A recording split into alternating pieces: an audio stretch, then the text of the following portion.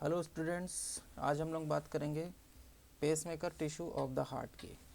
Heart में पाए जाने वाले पेसमेकर ऊतकों के बारे में। Certain tissue in the heart concern with the initiation, generation of impulse and propagation conduction of the heart beat are called pacemaker tissue. हृदय में पाए जाने वाले ऊतक जो हृदय में आवेगों को उत्पन्न करते हैं तथा उनका चालन करते हैं हृदय की धड़कन के लिए या हार्ट बीट के लिए, उसे हम पेसमेकर टिश्यू कहते हैं। हार्ट में पाए जाने वाले पेसमेकर ऊतक निम्नलिखित होते हैं। पहला, cyano arterial node, atrioventricular node, atrioventricular bundle और बंडल ऑफ हिस और परकिंज फाइबर। आइए बात करते हैं सबसे पहले कंडक्टिव पार्ट का, जिसे कहते हैं sino arterial node. Sino arterial node, ये नोड जो है दाएं आलिंद के पिछली दीवार पर पाया जाता है, on the posterior wall of right atrium, और इसका आकार घोड़े के नाल के समान होता है या हॉर्स शू शेप का होता है। इसकी लंबाई 15 मीटर, चौड़ाई 2 मिलीमीटर, इसकी मोटाई 1 मिलीमीटर होती है। तो 15 मिलीमीटर इसकी लंबाई है, 2 मिलीमीटर इसकी चौड़ाई और इसकी मोटाई 1 मिलीमीटर की होती है। Its fibers normally can generate and discharge impulse more than rapidly than any other pacemaker tissue. दूसरे अतिरिक्त पेसमेकर ऊतकों की तुलना में इसके जो फाइबर होते हैं ये आवेगों को अच्छी तरह से उत्पन्न करते हैं और इनके आवेग दूसरे पेसमेकर ऊतकों की तुलना में अधिक गति से वाहित होते हैं। And this rate of discharge determines the rate at which the heart beat, और इसके इम्पल्स के डिस्चार्ज की दर के आधार पर ही हार्ट बीट की दर भी निर्धारित होती है। That is why sino arterial node is called the cardiac pacemaker. इसलिए साइनो आर्ट्रियल नोड को हम कार्डियक पेसमेकर के नाम से जानते हैं। अब बात करते हैं दूसरे कंडक्टिव पार्ट की, जिसका नाम है आर्ट्रियोवेंट्रिकुलर नोड। ये posteriorly on the right side of the inter atrial septum, दो आलिंदों के बीच की जो दीवार होती है जिसको इंटर आर्ट्रियल सेप्टम कहते हैं, उसकी पीछे की तरफ और दाहिने ओर ये एवी नोड पाया जाता है। ये एक प्रकार का मॉडिफाइड आर्ट्रियल मसल्स होता है, मसल फाइबर होता है,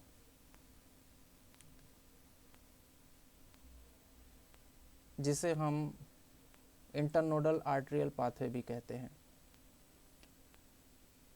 conduct impulse from SA node to the AV node, और ये इम्पल्स को SA नोड से आने वाले इम्पल्स को ग्रहण करने का कार्य करता है, और ये SA नोड के जरिए से जो इम्पल्स आ रहे हैं उसको अलग अलग 3 इंटरनोडल फाइबर के माध्यम से ग्रहण करता है, और वो 3 इंटरनोडल फाइबर को हम एंटीरियर इंटरनोडल ट्रैक्ट या फाइबर, मिडिल इंटरनोडल फाइबर और पोस्टीरियर इंटरनोडल फाइबर के नाम से जानते हैं।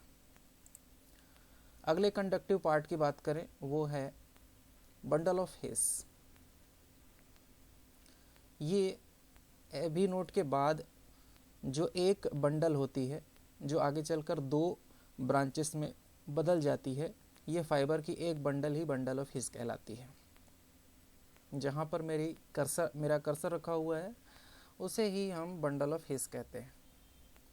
It take origin from AV node and then divide into right and left branch. इस bundle of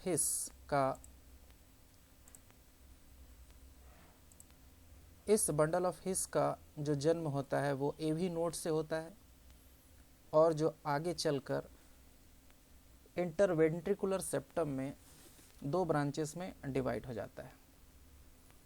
the left branch divide into an anterior fascicle and a posterior fascicle, जिसमें से जो left branch होती है वो पुनः 2 भागों में विभक्त होती है।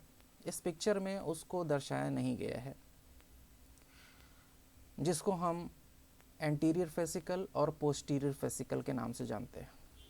जबकि दाहिनी शाखा नीचे की ओर जाते हुए इस इंटरवेंट्रिकुलर सेप्टम में नीचे की ओर जाते हुए परकिंज फाइबर में तब्दील हो जाती है और लेफ्ट बंडल ब्रांच से निकली हुई जो शाखाएं होती हैं वो एंटीरियर फेसिकल और पोस्टीरियर फेसिकल बनाने के बावजूद इंटरवेंट्रिकुलर सेप्टम में नीचे की ओर जाती हैं और वो भी परकिंज फाइबर में बदल जाती हैं। इस परकिंज फाइबर को कंडक्शन पाथवे भी कहा जाता है।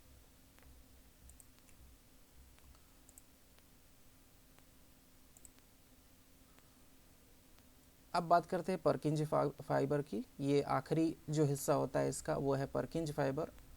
Takes origin from terminal division of right and left branch of the bundle of His. Bundle of His की जो टर्मिनल ब्रांचेस होती हैं, ये बंडल ऑफ हिस की जो टर्मिनल यानी कि आखिरी शाखाएं होती हैं उन्हें ही हम परकिंज फाइबर कहते हैं, जो कि वेंट्रिकल की राइट और लेफ्ट वॉल को पेनिट्रेट करते हुए उनमें गमन करती हैं। Because of large diameter they transmit the impulse at a fast velocity of 4 mega transfer per second as compared to other conducting system। इस परकिंज फाइबर के डायमीटर अधिक होने के कारण, इसकी परिधि अधिक होने के कारण ये दूसरे जो कंडक्टिंग टिश्यू है, चालन करने वाले ऊतक हैं, उससे और तेज जो है आवेगों का वहन करती है। तकरीबन 4 मेगा ट्रांसफ़र पर सेकेंड की गति से भी आवेगों को स्थानांतरित करने का काम करती है। This allow almost immediate transmission of the cardiac impulse through out the entire ventricular system. इस प्रकार से ये परकिंज फाइबर पूरे हार्ट में जो वेंट्रिकल्स होते हैं उनको तेजी से आवेगों को संचालित करने का काम करती है। तो आइए फिर से इसको रिवाइज कर लेते हैं। सबसे पहले मैंने बताया था कि हार्ट में कुछ ऐसे ऊतक पाए जाते हैं जिनको हम पेस मेकर के नाम से जानते हैं, जो कि हार्ट के कंडक्टिंग सिस्टम, प्रोपागेशन और संचालन में उपयोगी होते हैं। उसके घटक कुछ निम्नानुसार हैं, जैसे कि एसए नोड है, एवी नोड है, बंडल ऑफ हिस है और परकिंज फाइबर है। एसए नोड उस इम्पल्स को जनरेट करेगा। वो इम्पल्स जो है इंटरनोडल फाइबर, 3 अलग अलग इंटरनोडल फाइबर के जरिए से एवी नोड तक पहुंचता है। एवी नोड के बाद वो आवेग आगे की ओर बंडल ऑफ हिस में, साथ ही साथ एसए नोड से बैचमैन बंडल के माध्यम से वो लेफ्ट आर्टरियम में, और बंडल ऑफ हिस से जैसे कि ऐसे एवी नोड में वो आवेग पहुंचा, उसके बाद बंडल ऑफ हिस से फिर नीचे की ओर left bundle branch, right bundle branch, anterior और पोस्टीरियर फेसिकल से लेफ्ट क्लेविकल, और फिर उसके बाद जो है दोनों बंडल ब्रांच से होते हुए परकिंज फाइबर, और परकिंज फाइबर से पूरे वेंट्रिकल में वो आवेग फैल जाता है।